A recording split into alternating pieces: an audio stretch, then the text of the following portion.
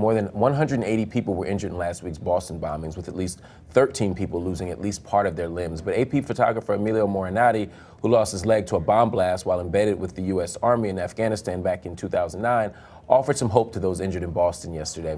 He writes, "In the first horrific moments after the Boston bombing, with smoke still billowing around the wounded, I know what is going through the minds of the maimed victims. They are at once conscious and unconscious. They want to scream, but they can't scream. They want to wake up from a nightmare, but they are awake. I know the suffering that lies ahead for these people in Boston, and I know the possibilities too. I would tell them the greatest truth I have learned is that I am a man who had a leg amputated. I am not an amputee. I am still a whole person.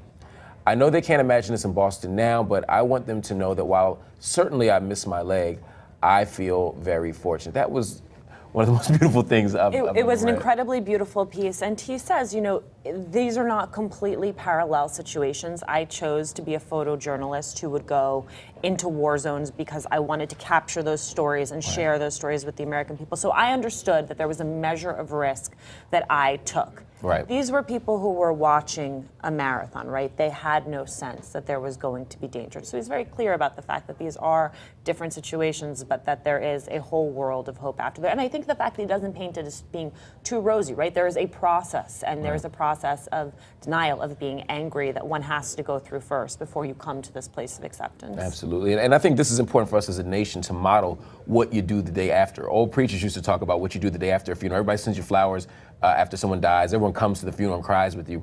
And then a week later, you're left with yourself. You're left with that emptiness. You're left with that pain. And there's no one there to grieve with you. There's no one there to help you heal.